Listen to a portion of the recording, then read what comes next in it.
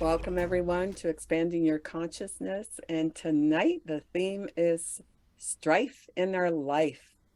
And I picked it because when I started reflecting on my life, I realized that if it wasn't for conflict with other people, that I would not have made major shifts in my life.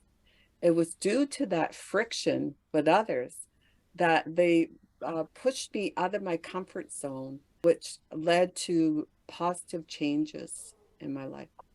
And so, one story that I like to share is for 17 years, I worked for local government. And for several of those years, I was a supervisor. So I supervised union staff, unionized staff.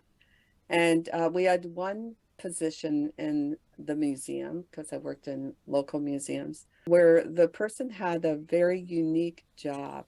There was no one else in the city that had the skills that this person had, because, they helped with constructing exhibits, and he was also a graphic artist and that. But he was involved with the union. So it led to conflict because he was attending meetings all the time. And we had, exhibits to do for the public. And so there was always this friction between myself and the union staff, or not necessarily this individual, but the union leaders. Anyway, eventually I was forced out of my position. So I thought, well, I always liked the educational side of museums, and I got my teaching degree and I went overseas. So that opened up a whole new world for me. I was in my mid 40s at the time, and I got to see a lot of the world. I did a lot of traveling for 10 years. And so I do consider that tension and that conflict that I had with the union to be a positive and motivating force in my life. So, any comments? Would you like to share some of your own experiences? Yeah, I've had to deal with a lot of bullying in my life. I worked in situations where it was part of the culture, right? And they even had anti-bullying days, special days, and they even had a bullying hotline. It was for I worked for health, in the health profession, right? Public health in the care facilities. And yeah, so they even had, so it was kind of, it was kind of accepted, like a norm. It wasn't the norm, like it was pervasive, right? But what it did was, it was kind of good in a way. I mean, it was a pretty toxic work environment. I only lasted like 6 years, or 6 and a bit years, but it taught me to, well, I've always stood up for myself, but it taught me even more to kind of get tougher. Like, it made me stronger as a person, not only standing up to the bullies, but also like the workload. It was a pretty tough job, right? And just getting more in touch with my own inner compassion, and you just find out just how much compassion you do have, in that kind of work. And then you get to have compassion for the people that are bullying. you know they suffer, and obviously they're more miserable probably than I am in some ways. So all in all, it made me stronger. Yeah. And then I went through school. Well, I went through really bad bullying there as well.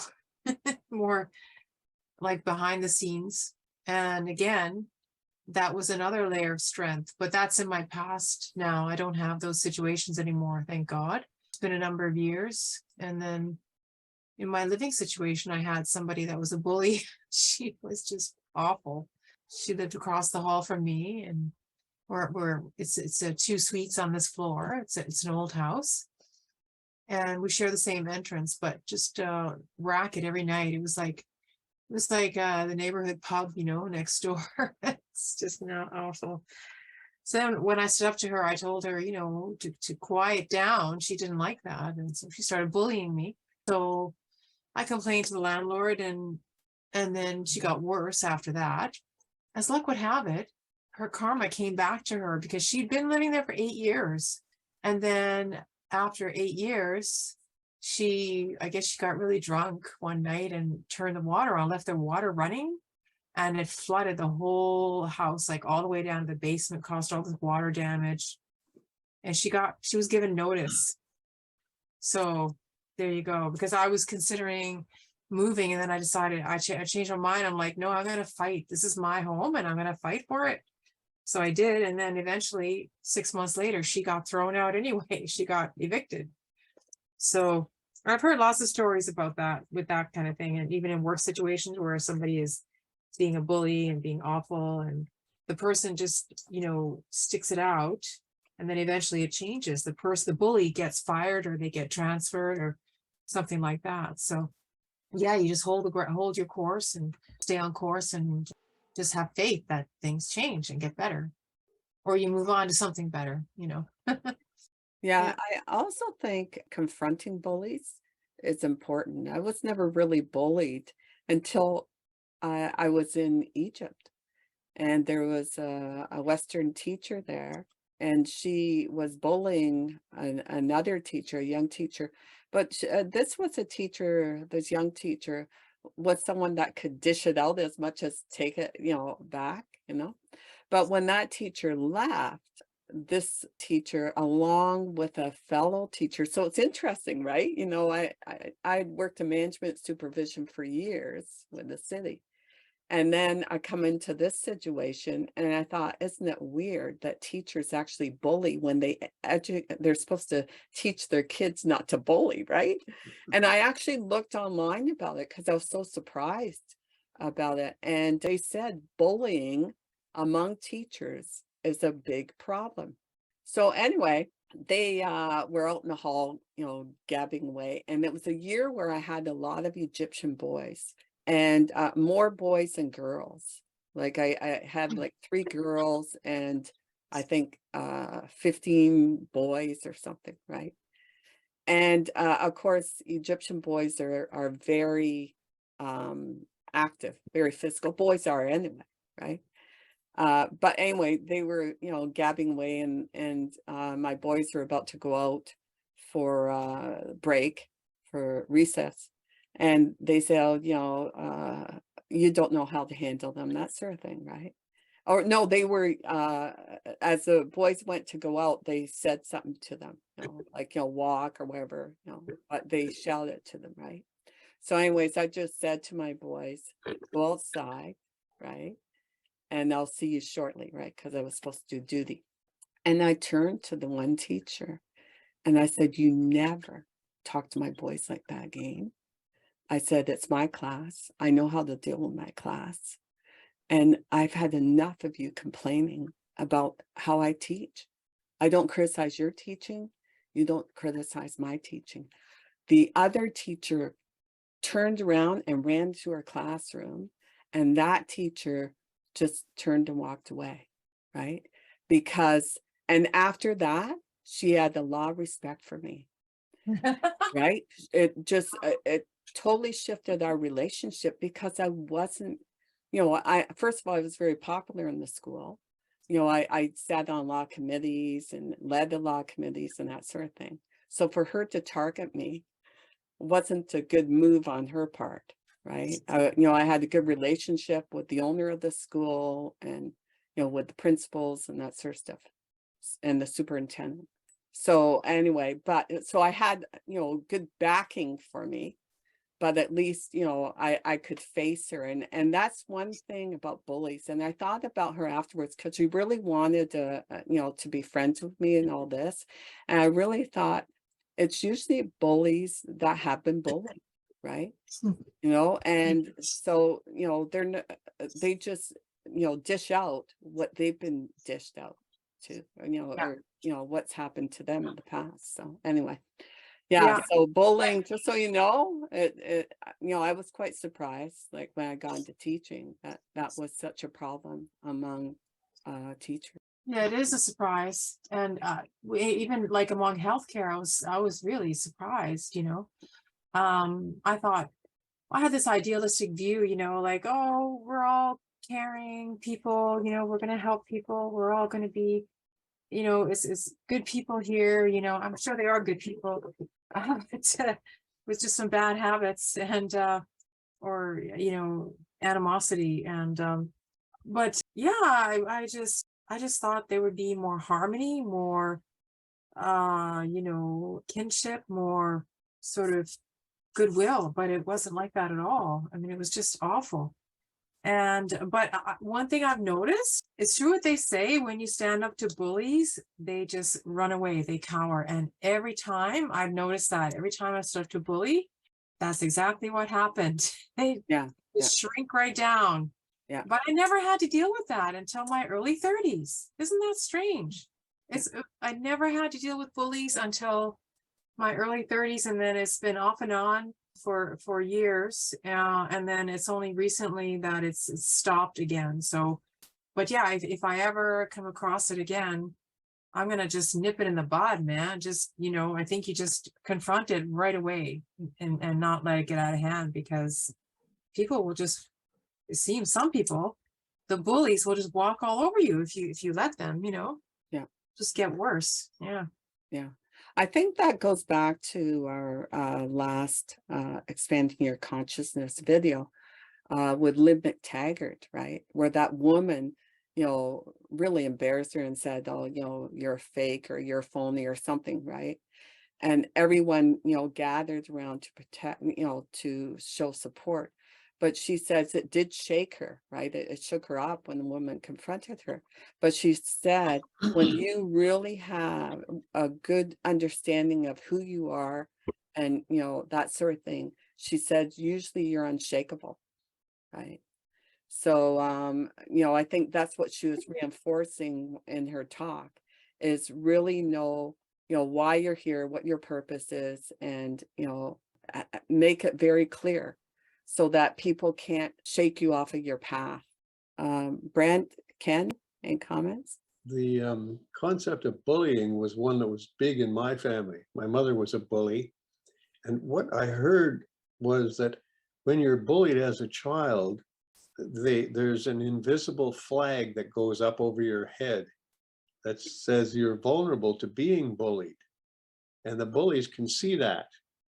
And so as a result of that invisible flag, it's a metaphor, no invisible flag, but anyway, I used to get bullied quite a bit as a kid at school and things. But I had this, so I was a scrawny little kid. And of course, bullies like to pick on the scrawny little ones because they think they can beat them. So as a result, I got in a few fights here and there. And because I'm scrawny or I was scrawny and little, I came in second in most of them. So I thought, I thought that's an interesting way to grow up. So then when I joined the Army, I was told that you never back down from a fight. And I thought, oh, good, I'm officer material, because that was my style. I never won the fights, but I never backed down. And it didn't help. Well, I don't know if it helped or not. But anyway, eventually I got my black belt and the bullying stopped. I think what happened was the flag came down. So when I walk the streets now, I don't attract bullies anymore.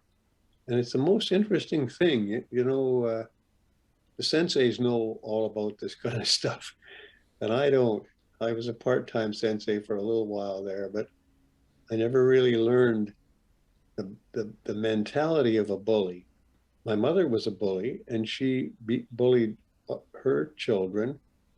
And I met her grandmother many times, and you could see how that was the way that they were in that community. It was one of those horrible Christian communities where they overdo the saying, spare the rod and spoil the child. So there was a reign of terror for the little kids of Ethelbert, Manitoba in the 1920s. However, it's a big thing now in schools. And I don't remember it being a big thing when I went to school. It was a little thing for me, but she keeps making headlines and everything, and you hear it on the news and these anti-bullying things. I wonder what bullying really is. Like, what is the actual behavior that they're noticing? Mhm. Well, I mean, what is a bully but somebody who's been bullied and has learned something about that and thinks that that's the way to be?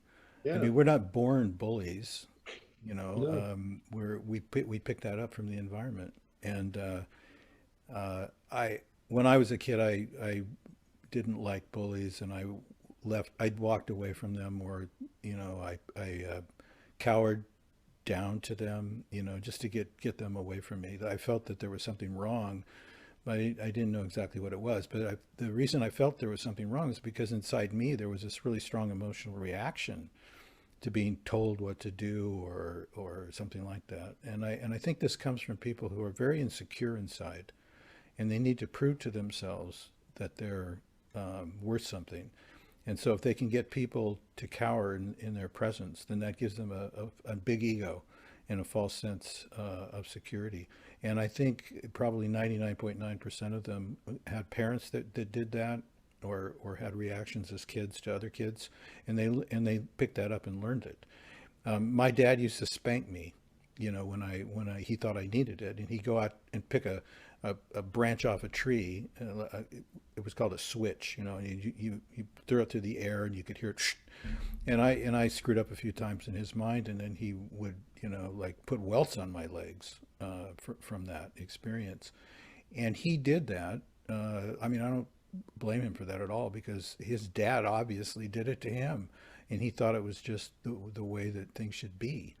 So whether it's a bully or whether it's a lovely person, I mean, we get this stuff from our environments, and our brains don't discern differences between things. Our brain just picks up everything that goes on and looks for patterns, and then comes up with some sort of behavioral thing that has to do with our emotions, and that's what gets us to do what we do. So I think that the learning process of being a bully, or being affected by a bully, is just part of what we have to deal with. That's just part of being human. And I think, like in the end, like you'll have compassion for bullies once you understand them, right? You're going to have compassion for them. But when you're being bullied and you don't understand what's going on very well, your emotional reactions are completely taking over, and so then you think the bullies are bad people, and you've got to stand up for yourself and whatever you think you need to do to get the bully out of the way, when actually it's the insecurity and the emotions that the bully triggers. That's the big problem. And anybody who can deal with that doesn't care whether they're being bullied or not, because they'll just acquiesce to the important moment, which is just, unless you're ready to fight the bully literally, then just play a game with them, so they can be comfortable where they are. The less they're bullied in return, the more likely it is that they're going to stop being a bully anyway. They have to see the effect of what's done. So being honest about being fearful and everything probably can have an effect on a bully to help them. I don't think bullying bullies is going to be the answer to that at all. I remember once I was going with this girl, and she had a couple of kids, and one of them was about 4. He was a guy. And I remember once this was in a spiritual group, and she brought him to the ashram, and everybody had their kids, and they were all walking around. And she and I looked at him at exactly the same time.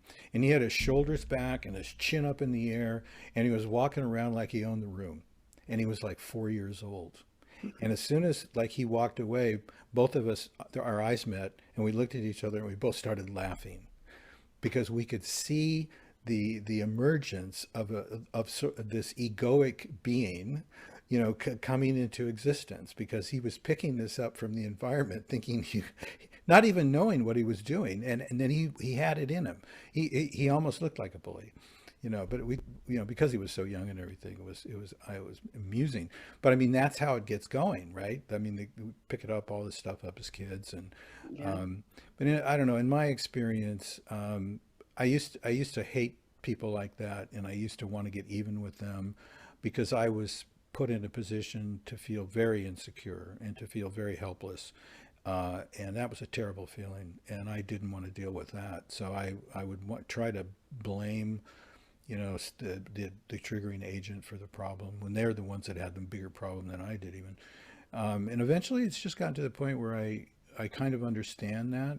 And I still get strife in my life, though, with problems that are difficult to deal with, like this tax situation. I think I mentioned it last time, and it's gotten ridiculous, and it keeps getting more complex. And even with help now from somebody else, this is a person who went ahead and did my taxes without even I didn't even know they were going to do them, and then and then she won't talk to me about it on the phone. She hasn't got time to talk to me about it, but she had the hours to put in to actually do the taxes, even though I wasn't expecting that. But she doesn't have the time to talk to me, so she's avoiding talking with me on the phone for some reason, and it's driving me batty. And it looks like I'm going to have two tax preparers and have to pay them both, and then have to compare myself. I mean, I'm going to have to go through all this stuff that I feel is going to make me feel very strifeful, and I'm not going to want it. But it looks like that's just exactly what I'm going to have to do, based on my own problems, which are, learning that money was so important in life that you never spent it unless you absolutely had to spend it for food or whatever. And I grew up like that, Yeah. from parents that went through the Depression, and it was like 25% unemployment back in those days at times. I mean, it was much worse than we could even dream of. And so I learned that about money. Now that's the main thing that's come up with this strife, is that I'm dealing now with my emotional insecurity about this whole money thing. That's a big mystery to me. I mean, I hardly ever spend money on myself. I mean, the idea of buying a new car, which I could afford to do, is just completely off the table, because a car is a piece of iron that gets me from point A to B. It's not a status symbol. It's not an ego trip. Yeah. And so I was fortunate. My mom, when she died, she left me a modest inheritance, and I did my homework and I put it in a place where it generates a constant stream of income, so I don't have to worry about money. But it's like, the few $100s that I'm going to have to pay extra this year in taxes is driving me crazy. That few $100, I could solve the problem if I could just get into a space that would say, okay, Brent, what's the big deal about a few $100s? What's the big deal? What are you going through all this emotional strife for because of this Yeah. money? I Yeah. can't Yeah. turn it off. I can't Yeah. turn it off. I'm going to have to experience whatever I'm going to have to experience to get to a point where it doesn't matter anymore. And it's going to be strifeful until I do that. But that's just Yeah. the way what is going to have to happen for me. Yeah. And is this the first time something like this, from a financial point of Oh view? God, come- no. No, I mean, financial situations all my life. I mean, I've spent more money saving $5 than anybody would in their right mind would ever do. But at the other side, I've never had that much money before. And last few years, I've got some money, but it's changed my life, not at all. I don't waste it. I don't spend it. I just keep reinvesting it so that my income keeps increasing. And now it's like, Brett, you're 76 years old. You could be dead in 4 years when you're 80. What are you going to do with this money? You can't take it with you. Yeah. Now I got to figure out what to do with it, with stuff I can't even spend. So Yeah. it drives me nuts. It just drives me nuts. There's something that I need to learn in this, but it's about me. It's about my emotional state. It's about seeing clearly, and Yeah. that's not happened yet. So, yeah, but I'm not mad at the people that are in my life that are causing. I'm not mad at them, but I've got problems with money. I don't think many people do, because there's people I met that just spend money like it's water, and it makes me uncomfortable just thinking about that. Yeah. Well, I'm, it's about spiritual growth. So it's strife, or I've had different teachers who talked about, uh, in one school, they use the word friction and how good friction is. Because when we're dealing with some hardship in life or some perceived hardship, we become aware more of our spiritual being. And so this teacher, his name was Mervyn Brady, and Mervyn used to teach that strife or friction will come along. And when it does, you welcome it and you use it to look at yourself. And it's much easier to look at yourself when you're under pressure or feeling lousy than it is when you're feeling good.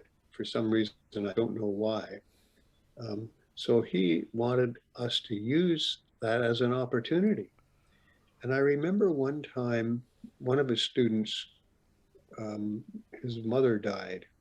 So we were in Toronto at that time, and his mother was in Czechoslovakia. And he was going to fly home, and so he was asking Mervyn's advice. Mervyn said, "Don't waste your mother's death. You only have one mother, and that person is usually very dear to us. And so we get tremendous feelings of regret and sorrow and sadness and that whole concept of mourning." He said, "Don't waste it. Really, in that mind of sorrow and pain, think about yourself and think about the situation and life and death, and review all that in your mind from the point of view of someone who is really, really feeling sorrow." And I always remember that. And then when my own parents died, I tried to do it. It's easy to watch somebody else going through it and to have all kinds of advice. But when it's your turn at the plate, I hope I honored my parents enough. The other thing that's interesting is that Buddha talked a lot about suffering too. And the idea, one of his sort of perhaps oversimplified ideas, was that we want to not suffer if we can help it. So what he taught was that we put in place the causes of being happy. And in his language, that means having peace of mind. So when something comes along to disturb your peace of mind, that's an opportunity to say, aha, look at my mind. It's not very happy now. And then work on correcting that. And then, of course, there's different ways of correcting a variety of disturbances. So what I've learned from different teachers, different spiritual teachers, is that suffering or strife or friction, it's just an uncomfortable experience that you're having, and it'll pass. And if it doesn't pass, eventually you'll pass. It'll all wash out. So use it to really examine yourself and look more closely and dig in there and see what you find. I thought that was really good advice. Yeah, like why am I feeling this way? Like what is it about this particular experience I'm having? What's going on here? A lot of it's just not being in that situation before. I mean, it's like when you're hurting, it's hard to look directly at what hurts. I got triggered by some scene in some movie like a year or so ago, and I still can't revisit it. Every time it comes to my mind, I run uh, because it has something to do with death and dying, and it just frightens the crap out of me. I mean, I can't even think straight when I start thinking about that. Or so I'm not ready for that one yet. But other than that, I just I have a tendency now to just like, okay, why am I feeling this way? Because I'm now judging somebody, for what they're doing, and there's something in me that says that's never correct to judge another person. You're responding to what they've done, and that's your issue. You take responsibility for the feelings that we're having in the moment. That these feelings, and not in the sense that you caused them to happen or whatever, but just like you're not responsible or not responsible for any of this. But it's just like take responsibility for the fact that you're feeling in this instant, this strife, this suffering, and what could change that would settle this issue so that it wouldn't be a problem. What kind of identity is going on here? What part of your ego is involved? Like all these things are, from a spiritual perspective, are really interesting in that time to take a look at. I want to go back to faith and the woman that was your neighbor, I guess, right, Faith, across the hall? Yeah, Yeah. Now, at one point, you were thinking of moving, right? Because it wasn't being resolved. Is that correct? exactly. So what happened was, I've gone through times when I've been wimpy and other times when I was really strong, and you know, never was faced with that kind of situation where it's me versus her. And if I'm going to back down, then that means I was on the verge of leaving because she didn't want me there. She wanted me out, right? So, and But then my have you, the reason I brought that up is that also could have gone the other way, where she ended up staying and you did move on, right? I yeah. mean, sometimes these conflicts, and especially if they repeat, they're there as a clue, right? To that maybe you need to re-examine things and move on. I'm just, I don't know. I'm just throwing No, that out there. actually, no, it was the opposite. And what it was that I knew that because this had shown up in different forms before, right? And this especially when I moved to this part of town, like I never had to do. I lived on the west side first, right? But when I moved over here is when I noticed, wow, a lot of toxic people and just angry, bullying types of people. And so what happened was, I had a friend who kind of appealed to my ego, and he was a guy friend. He said, well, I can't believe you haven't stood up to her yet. Like, why are you letting her do this to you? And if that was me, I would have handled this a long time ago. And so I got my courage up and I waited until like 2 o'clock in the morning, and I heard her coming up the stairs, and I opened the door and I just ripped her an extra one. It's just like, I'm not going to put up with this. I let her know, like, the next time you do this and do that, I'm going to call the cops on you. And they were just shaking in their shoes. Like, they went into total, like, she just shrunk right down. She was with a couple of her friends, from across the street. And she rang my doorbell at 1 o'clock or 11 o'clock at night. She rang my doorbell as she was leaving. And I was working and going to bed early and trying to sleep, and she'd be making a racket up next door all the time. And Yeah. so, uh, and I confronted her on it. I said, look, you rang my doorbell. I want you to stop. Oh, no, that wasn't me. That I didn't do Yeah. that. And then Yeah, her but friend said, no, that was me. And then I said, and then, so anyway, so she stopped after that. After that night, she thought I was crazy. She thought I needed to go, we call you an ambulance, she said, so you can go to the psych ward, yeah, because I was standing up for myself and confronting her. yeah. But it stopped after that. Yeah, I guess though, like I want to kind of clarify what I was thinking with this topic, right? Is yeah, there is friction with other people that happens, but you also have to watch for patterns, right? If this is something that's always occurring, then maybe there are changes in your life that you have to make. I'm not talking about you personally, I mean in general. Well, it was the universe telling me Yeah, that it's time for you to stand up for yourself and yeah, stop letting people push you around, because I kept attracting it. If you believe in the law of attraction, yeah. which I kind of, in some ways I do believe in it. In some situations, like that was kind of an obvious law of attraction. I don't know. I still don't know about that. I'm on the fence. But anyway, Okay. so it was like it kept showing up in different forms, so it was like a message for me, I feel, to like, okay, you got to stop running from, you got to face it and stand up to this bully, right? This bullying thing, because it was a pattern. Yeah, And so after that, it turned around, and it stopped happening, except when I went to work in the healthcare. Then it started again, but they were doing it to everybody, not just me. yeah. So it wasn't about me per se. It was like I was an easy target because I was a new kid on the block and I was a casual. But it And did, when that was happening, it did kind of make you re-examine that job, didn't it? Yeah, it was toxic. And, I did have a goal of my career that I'm in now.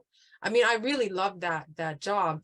I mean, I went into that because I wanted to grow. I was recluse and single and I didn't have kids. So I'm like, I gotta grow. I need to, meditation, okay, is great. I was doing that for a long time, but there's other ways to grow spiritually, mentally, emotionally.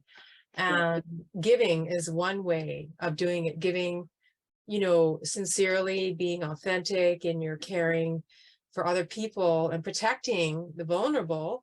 And this was my motivation. And in my mind, I thought, I don't care. Even if I make $12 an hour, I don't care. I'm going to grow. I'm going Yeah. to do this work. And of course, it turned out I was making a lot more money than that. But I really I was elated when I got my first job. I was through the ceiling. I was so overjoyed. I wasn't even wanting to, or didn't think I did, but work in care facilities. But then when I got hired, I'm like, wow, I really want this. It's when I really realized I really wanted this, and Yeah. it was so rewarding. Yeah. I want to go back to you know, what you're saying too about spiritual growth through work and that, but also being in different groups. In fact, you were saying that with this healthcare, right? Yeah. It could help. You were hoping it would help you in some way. And I'll tell you another story. And this is when I first came to Vancouver in 2015. I left international teaching and I moved to Vancouver. I'm originally from Ontario and moved to BC. And I was hanging around, people who were probably, I'd say, 15 years or more younger than me, right? But they want to learn Reiki, and I was doing my Reiki, so I would teach them that. And we hung out, and we're doing a lot of spiritual woo-woo stuff. And if you remember the video we did on humor, right? I showed Awaken with JP, and he and his buddy were doing stuff about, how to make money, with spirituality and that sort of stuff, right? But those type of people I hung around with, and they were wonderful. We had a great time and all this. But I was starting to explore other things. So I was exploring and taking in more information about truth, more truth about this reality, truth about who we are, this sort of thing. And so it led me into very controversial things, and they didn't like it. So it was starting to move us apart. But and I'm glad, I had that time with them. But that tension, caused us to move apart.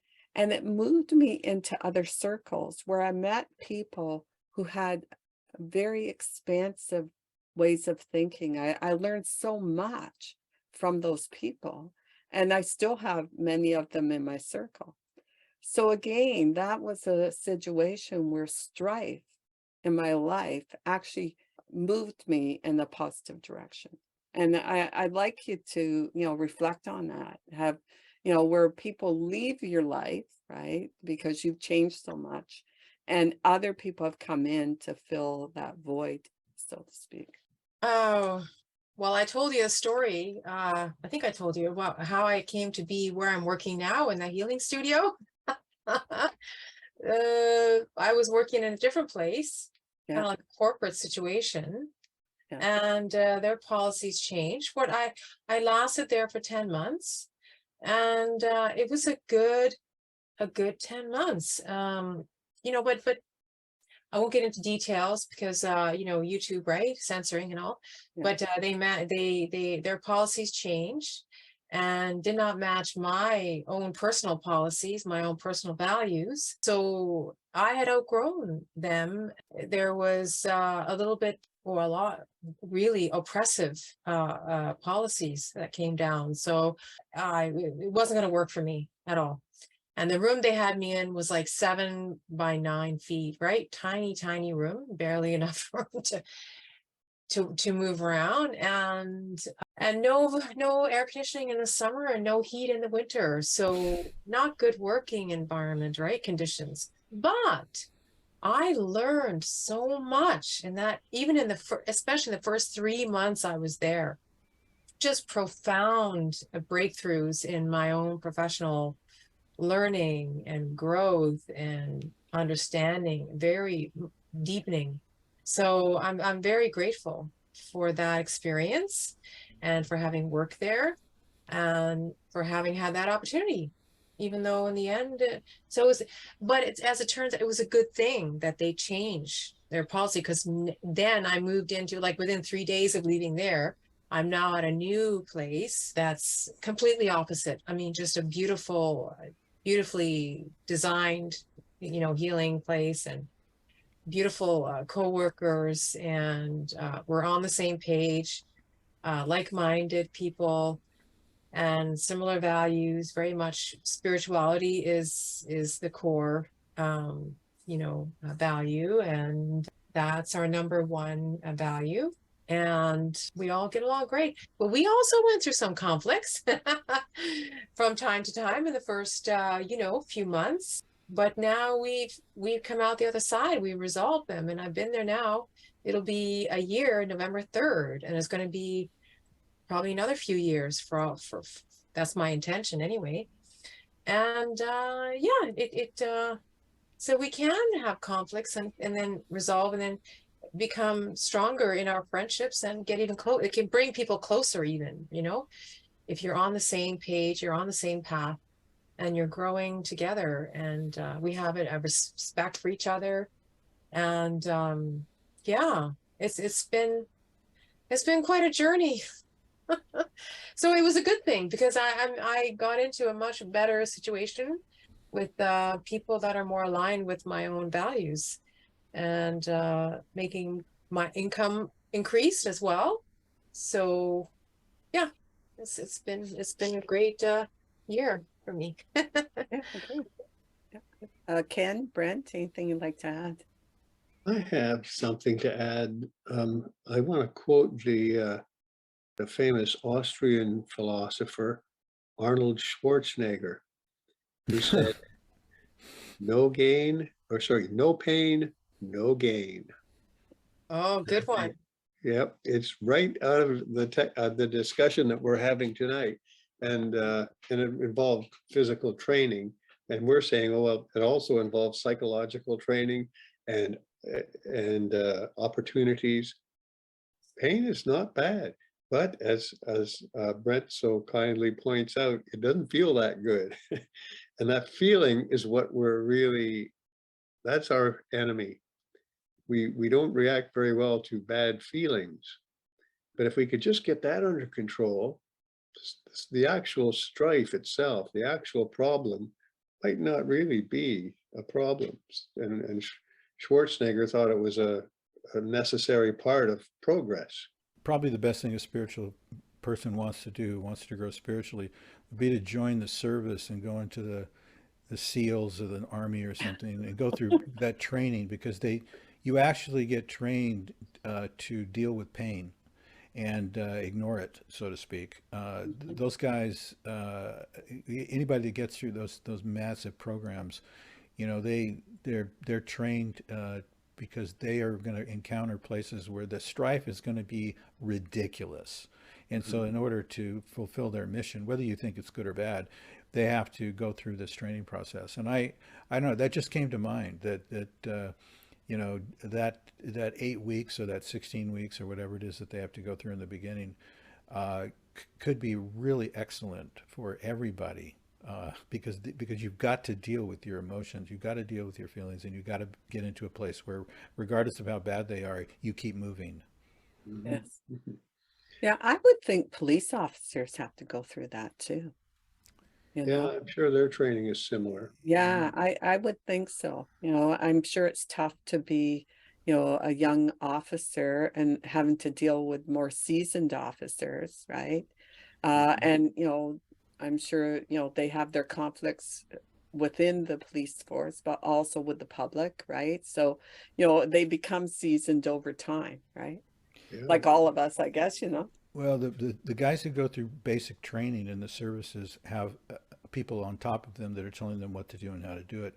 Once you get to be a cop, it's a little bit different. And unfortunately, there's lots of examples of where cops are doing things they shouldn't be doing because they don't have the proper oversight once they get in. So I understand your point, but it's a little bit different, because you need supervision to deal with your emotions, to force you to deal with them in these circumstances.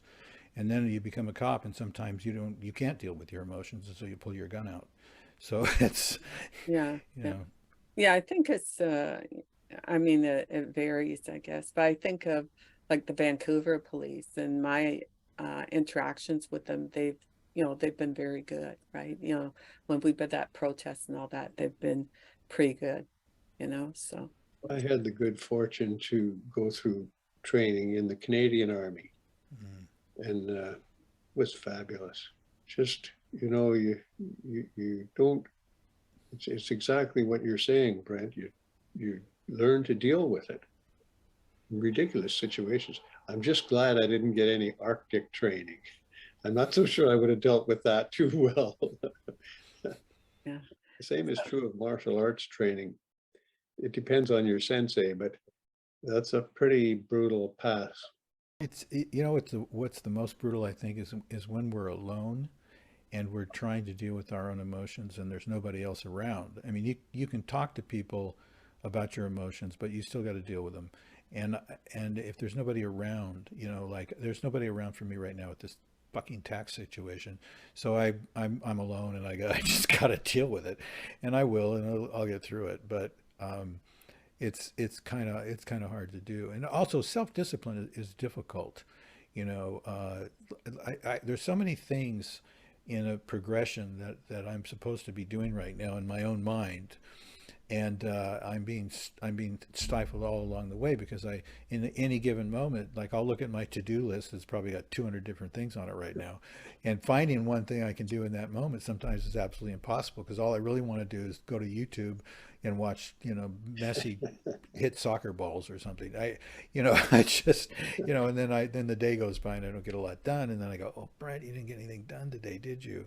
And then I deal with that. So it's that stuff. We don't really get trained in how to deal with that stuff when we're kids, because our parents had no idea themselves, and the society culture doesn't either. So you have to pick this up on your own. But I can see areas in my life where I'd really like to be more disciplined and have the goal in mind in a bigger, deeper way to get through these little places where I'll waste hours and hours and hours of time sometimes. Sometimes it's nice to be in the flow, right? I mean, to do things. I know that being on YouTube and all this can use up, waste a lot of time, just like television watching can waste a lot of time. But sometimes when we have too much of a to-do list, it takes the joy out of life too, right? So you do want to, you need to add some fun things to that to-do list, right? So That's it. Maybe that's a good point. I don't put fun things on the to-do list. yeah. Or, find something even for, if that fun thing is, to watch something on YouTube, put that on the list. I want to watch this video. It's fun to me. I enjoy it, whatever, right? Or listen to music or, whatever. I've gotten into some artsy craftsy stuff, Yeah. doing those boxes, those cardboard boxes that are used for merchandise, like electronic stuff, or light bulbs, or if you buy a little fan or something like that. Like they're really strong cardboard, and you can decorate them and put fabric or anything you want, and make like a box, a storage box or container. It's fun, and they look great. I have a storage area full of those boxes if you want to come down to Berkeley and pick them up. I was gonna ask, Vinny, does anybody have any that they want to give away?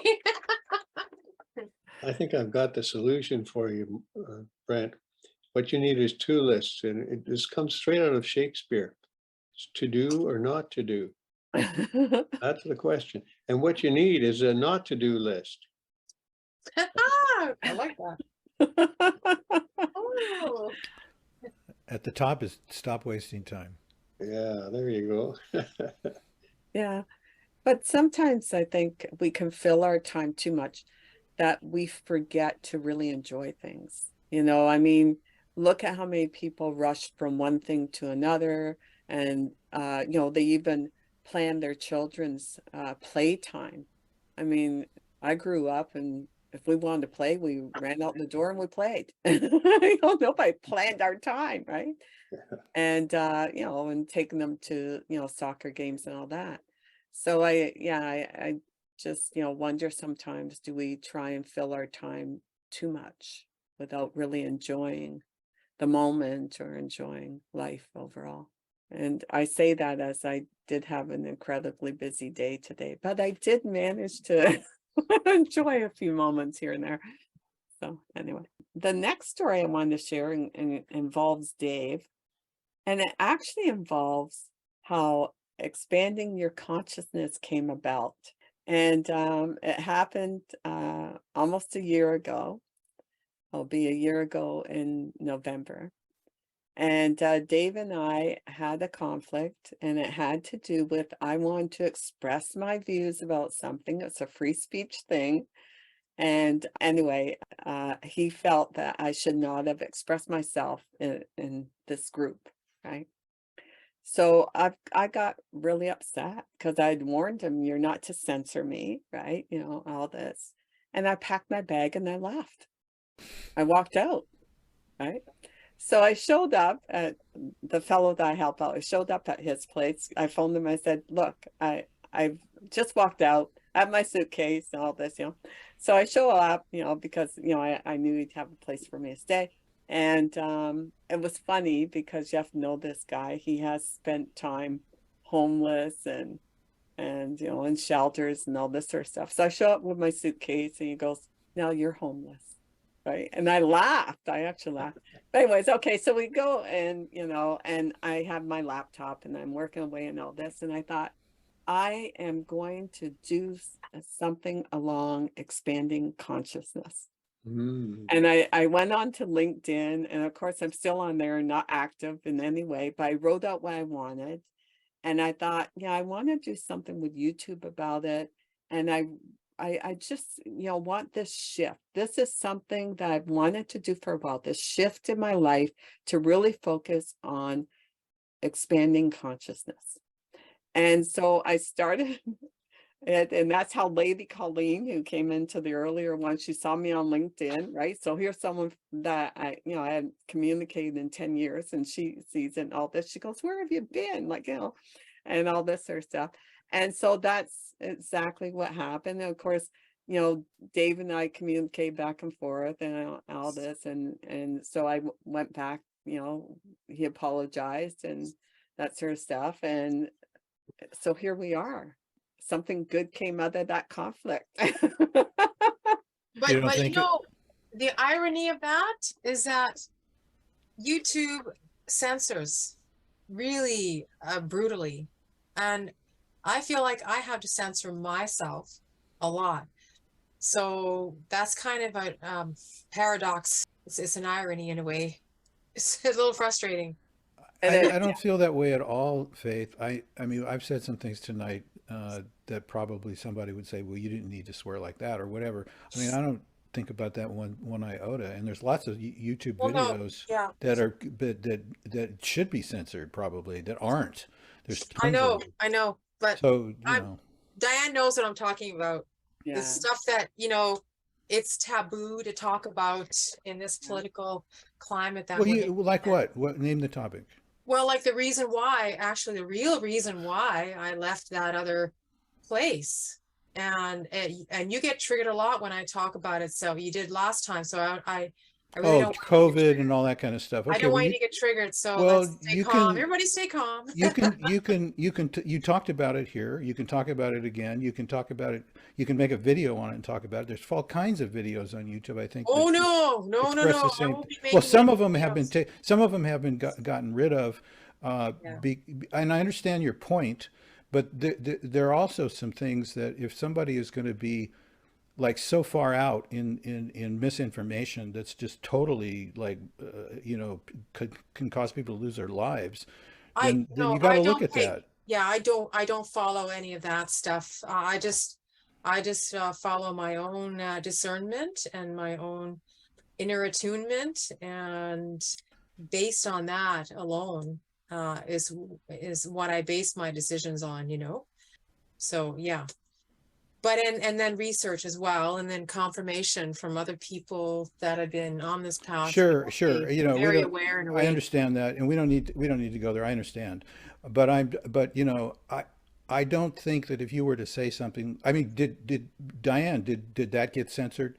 Did the one where she said what she said and I said what I said, did that get censored by anybody? I No, I seriously don't doubt think it so. did, and No. it shouldn't be. It shouldn't be. Well, you know, for me, there's still a lot of charge around this whole topic because a lot of there's been a lot of abuse from authorities, extreme abuse, and this whole thing has been one exercise in abuse of the people, you know, in society, and taking injections not because they were afraid of any virus, but because only because it was mandated, because in order for them to be able to pay their mortgage and support their family and to go traveling and all of that. That's the only reason, not because of any virus anyway. But and there's a lot of lies being told, and I still have a lot of anger around this, so I probably shouldn't talk about it because there's still a Yeah, lot of but charge. I There's a lot think of, it goes back to that was what they wanted with the place you were working at, so you had to leave, right? well, but that turned out to be a good thing That's in right. Yeah, so that was a positive thing that came out of it. yeah, But a positive thing for me meant I always look at see the big picture, okay, connect the dots. Was a very negative thing for for a lot of other people. Like I've been very fortunate, you know, in my situation. I wasn't forced to take it. I didn't have to take it. I'm not in that circumstance where I need to take it, and so it's not being oppressed on me anymore. But I just think about, because I'm in the caring profession because I care about humanity, and I see so many people have been suffering, and so many people have suffered. People have lost their lives because of these injections. I know a lot of people personally who, there's people, I have friends that I haven't seen them. I was seeing them every day, and they expressed to me how they were dealing with all the problems, their health problems after taking the injections, blood clots and neurological problems. I know them personally, and they were healthy before. I've known them for years, no health problems at all. All of a sudden, their health is destroyed, and now I haven't seen them. I call them on the phone, and the phone just goes blank. So are they dead? Like, I'm really angry. I'm sorry, but I just can't. When I start talking about this, I get angry. I get riled up. yes, So, you know, that's why I have to censor myself, because I still have a lot of charge around this. Because, yeah, okay, yeah, so I'm not just here to say I'm not just concerned only about me. It's like I'm just angry because I see the injustice and I see the abuse of the authorities, how they have imposed their will and their tyranny on people, that just good people that did not deserve this at all, you know. So that's your strife, isn't it? Yeah, So how are you going to use that to your advantage? one day I will speak out. I'm not in a position right now because I have a license, right? So, but I do know somebody in my profession, actually, it is quite public. He's speaking out, and isn't that funny? I had it in my head that, oh, I would love to meet this guy, right? Because he's like speaking out, he's public, he's speaking out at protests, he's going on stage, he's got interviews all over the place, and the governing body is coming after him. He's in trouble, but he's still working, he still has a license. But what a ballsy guy. I went over to Super Value one night, oh, sorry, yeah, anyway, to get some milk, and I recognized him. There he was. We started talking. We had a long conversation for like about an hour in the cooler section. And we exchanged phone numbers. And I said, like, wow, you're such a courageous man. Like, wow, what weren't you afraid of getting your license pulled? He's like, I can't help it. It's a compulsion in me. I can't not speak out. So that was a funny manifestation.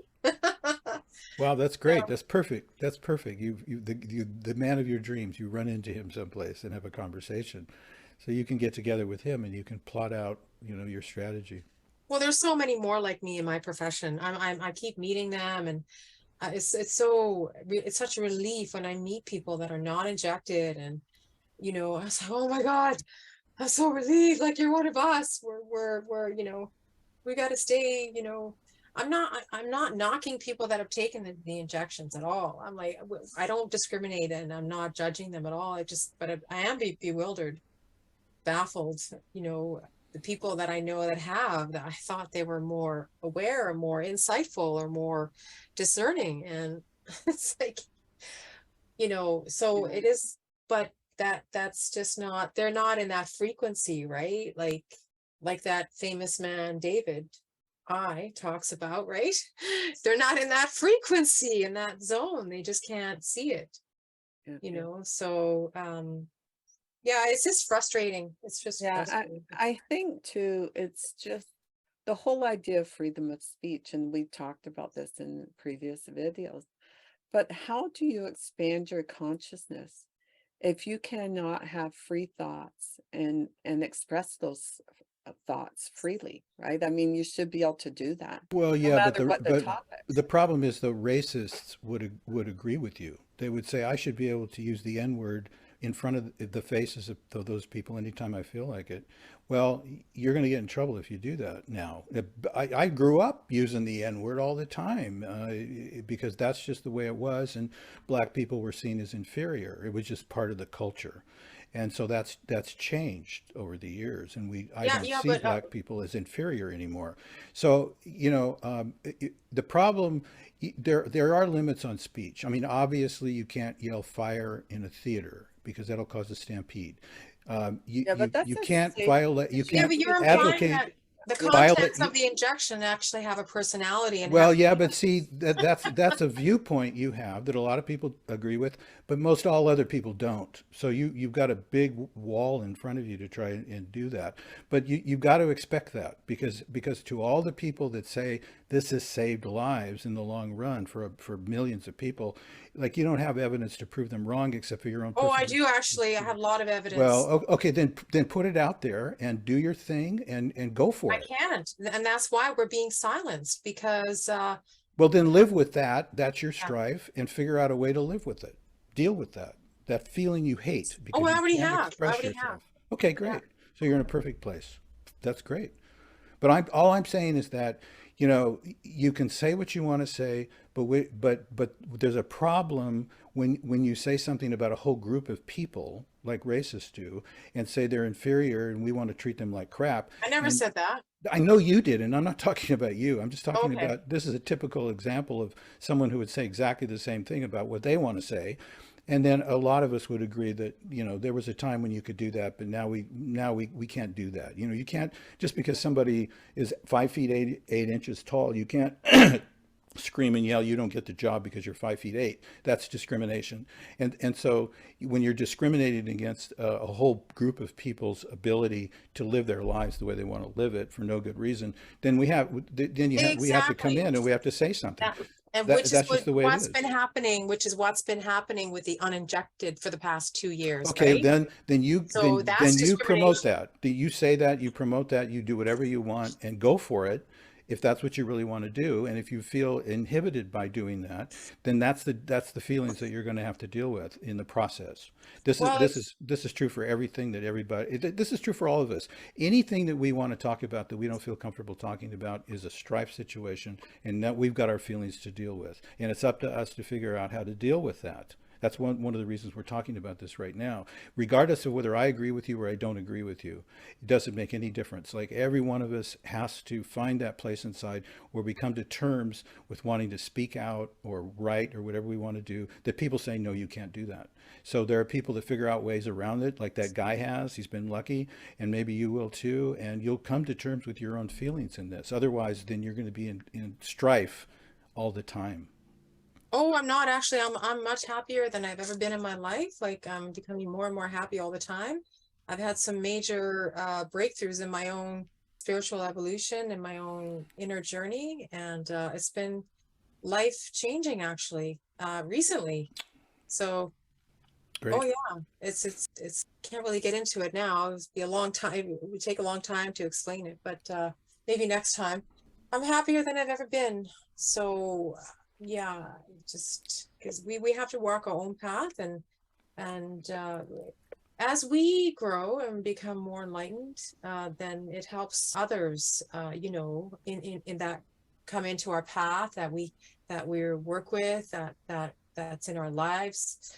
I was walking around this lake park in my neighborhood today, and I had this funny thought. I thought, wow, I was looking at the lake and walking around the lake, and I thought, what a beautiful scene. Like the sun is shining down on it, the ducks are there, and it was like there's so much brightness around there, so much peace and bliss, and I thought, I wonder if it's just reflecting back, so it's absorbed that frequency of how many eyes have touched, have gazed upon this lake, and have appreciated this lake, and have really absorbed the pleasure of just being there and just being grateful and enjoying the nature. And that lake and the trees around it have absorbed all that energy, and now it's reflecting back to us. Could that be? Is that a possibility? That's Right? oneness. That's oneness. That's the collective consciousness. Yeah. I mean, if yeah, you're tuning into something that's down deep inside all of us, and you can feel that peace and that oneness. And so if it comes by a reflection of looking at a lake and trees and stuff like that, that's great. And yeah, you can bet for sure that a lot of people have had that exact same feeling when they've been there and they've seen that. And that's part of what goes on underneath that we aren't in touch with enough, that really tells us, who and what we are. Yeah, it was such a gift for me, and so profound. Like I just, wow. It's like, yeah. And the ducks were so calm, just sitting there on the lake, and I thought, well, just grateful to be alive, the gratitude of life. And the ducks haven't had any injections either. uh, yeah. Ken, you have anything you want to add? I'm going to just be the philosopher here. So Faith, when you get that feeling, that's going deep. Brent described it as oneness. And whatever word you want to use, there's a feeling that you felt. So when I teach people how to meditate, we look for an object to meditate on. So one of the best objects you'll ever come up with is that same feeling. So next time you sit on your cushion to meditate, just go through the story you just told us and try to find that feeling in your memory. And then just hold it and hold it and hold it as long as you can. And then you'll be knocking on heaven's door. Wow, thank you. I appreciate that. Yes, I will. I don't think I'll ever forget it. No, those are very precious, and they're actually quite easy to remember because they're so beautiful. Oh yeah. Yeah. Anything else? Any more stories regarding strife and shifts in your life with marriage or with work or family? I have one. Actually, I have several, but I'm not so sure I want to say one here. It concerns a relationship that I had with someone who needed me to be a tyrant. That was her approach to life. She liked to be dominated. And I wasn't much of a dom, so it didn't really work out.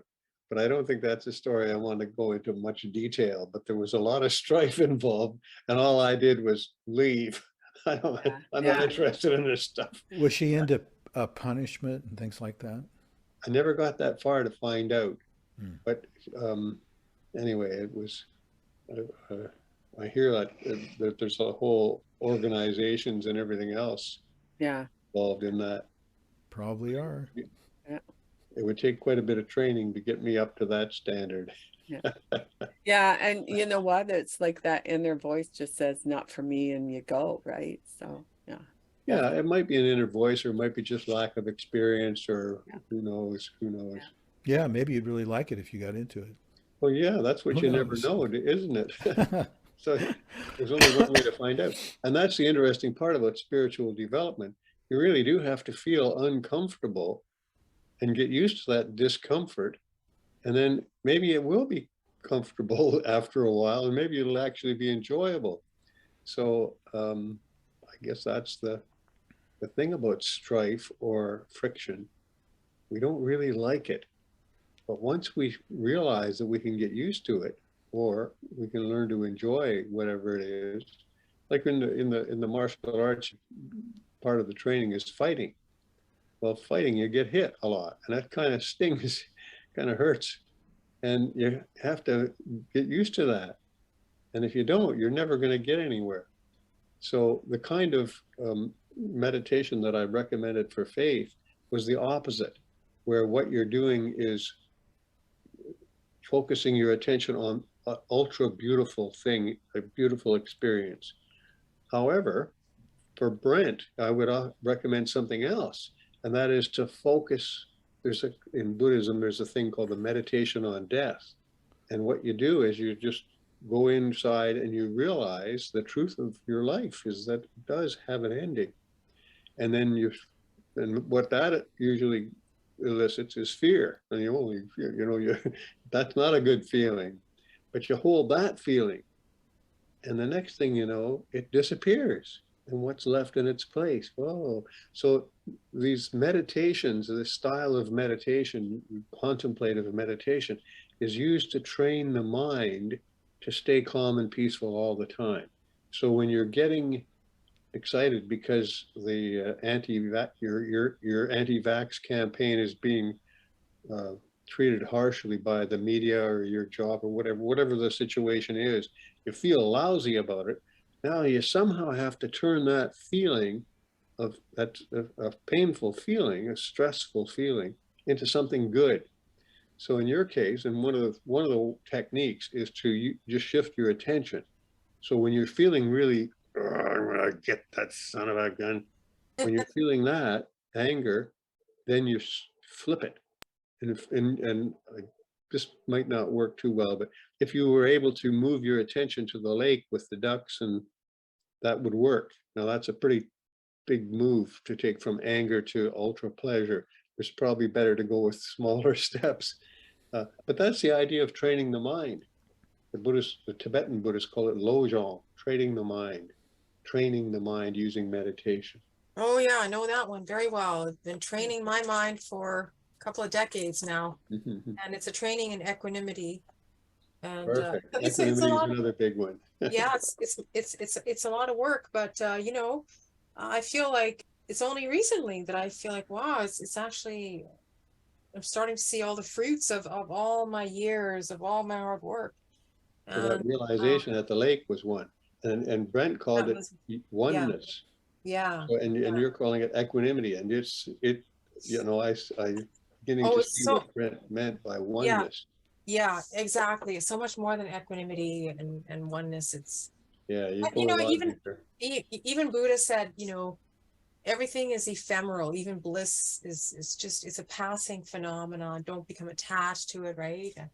But I'll hang on to these experiences, because these are glimpses into in my feeling of enlightenment. Yeah. And it happened a couple weeks ago as well. I was in the middle of work, right in the middle of a session, and I actually had a huge insight. It was profound. I just like, wow, it just blew my mind. And then I thought to myself, I kind of realized, wow, my work is my enlightenment. What? I think Tell my me about work that. is mine. Tell me what triggered that feeling. That because I want to know what I it was, I actually was, was. I was in my head. Okay, I love my work, but I was divided. Like part of my mind was, oh God, I go through these phases, right? Okay, so I was in a phase of, this is the phase I go through. I hate this city. I want out of here. I want my house on the ocean. I miss my family. You know, I'm not from here originally, and I miss the ocean, and oh my God, I wish I was there, and yearning and craving and craving. And it's like, oh my God, how much longer is it going to take? I want to buy the house outright, but I living in this place is, I don't know if it's realistic, and probably not a good idea, really. So just my mind is just going around and around and around, right? Yeah. And then all of a sudden, I just had this huge insight into, like, you're in my mind thinking in the future, when I do this, or when in a few years it'll be this way, and I'm waiting for till I retire to be happy, or then I'll have freedom. I'm like, actually, no, that's not actually how it happens. And then I remembered about the seeds of what you in the mind, like Buddha talked about the seeds that you plant now, so the fruits will bear those fruits. And I'm thinking, wow, look at my mind right now. Look at the seeds that I'm planting. Seeds of misery and craving, just and aversion, And so when I actually eventually do, if I ever do get to my goal, will the fruit will just be misery because I won't be happy then either. It won't be fulfilling. And I just let it go. All of a sudden, it just went away on its own. It just dissolved. And all of a sudden, it was like a part of me that was divided became whole. And I'm now in the here and now. I felt so happy and relieved. I'm like, oh my God, wow, my mind now. Oh, I can let that go. And I'm so much happier. I'm so much in the here and now more. And I'm okay now where I am. Mostly, I feel like I accept things now more as they are, and no longer craving to be away or not here. I'm just finding a way to discovering ways of being happier where I am, just being okay with where I'm at. And I'm so much happier in my work. I love my work more even, and I'm more present. And it was such a gift for me. And Yeah. yeah. Yeah, I don't know if you've ever listened to Alan Watts, the spiritual teacher. Brent, have you ever Yeah. followed his work? And Ken? But there is a video. He is British, but he settled in the US. I think he used to do a lot of his talks in California. But anyway, there is one where he talks about life, how we go through school, and they give you an award, this diploma or whatever, right? You work really hard and you keep going, and you achieve these things and all that, and then you start out in the workforce, and you work really hard, and you're gonna get there, right? It's that sort of thing, right?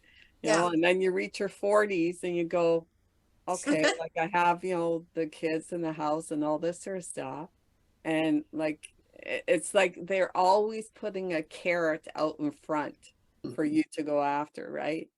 And then you realize that you have missed out on life because you've been so busy thinking ahead about the next thing that you had to do, you had to achieve. So I'll send it to you. Here is the video with Alan Watts and others.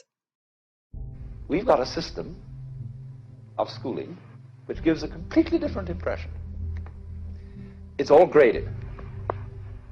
And what we do is we put the child into the corridor of this grade system with a kind of, come on, kitty, kitty, kitty.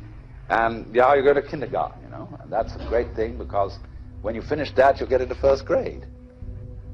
And then, come on, first grade leads to second grade, and so on, and then you get out of grade school, and you've got high school, and it's revving up, the thing is coming. Then you're going to go to college, and by Jove, then you get into graduate school, And when you're through with graduate school, you go out to join the world. And then you get into some racket where you're selling insurance. And they've got that quota to make. And you're going to make that. And all the time, this thing is coming. It's coming. It's coming. That great thing, the success you're working for. Then when you wake up one day about 40 years old, you say, my God, I've arrived. I'm there. And you don't feel very different from what you always felt. And there's a slight letdown because you feel there's a hoax. And there was a hoax. A dreadful hoax. They made you miss everything by expectation. Look at the people who live to retire and put those savings away. And then when they're 65, they don't have any energy left, they're more or less impotent, and they go and rot in an old people's, senior citizens community. Because we've simply cheated ourselves the whole way down the line. We thought of life by analogy with a journey, with a pilgrimage, which had a serious purpose at the end, and the thing was to get to that end, success or whatever it is, or maybe heaven after you're dead. But we missed the point the whole way along. It was a musical thing, and you were supposed to sing or to dance while the music was being played. What is reality? Well, dreams, they feel real while we're in them, right? It's only when we wake up that we realize something was actually strange. Let me ask you a question. You never really remember the beginning of a dream, do you? You always wind up right in the middle of what's going on. I guess, yeah. So how did we end up here? Well, we just came from the, Think about it, Ariadne. How did you get here? Where are you right now? we're dreaming. You're actually in the middle of the workshop right now, sleeping. This is your first lesson in chair dreaming. Stay calm.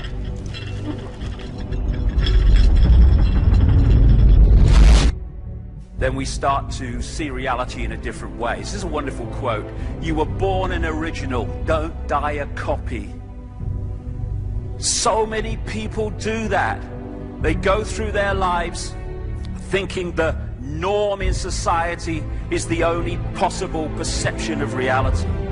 And because the majority appear to believe it, therefore by definition it must be true. Truth does not change because it is or is not believed by the majority of the people. As Gandhi said, even if you are in a minority of one, the truth is still the truth. Or as this proverb says, the multitude is always wrong. And invariably, when you look through what we call history, it turns out that way. It is the people who have challenged that have moved us forward in terms of our understanding of who we are and the nature of the world we live in. It had something to do with a safe. God, why is it so hard to remember?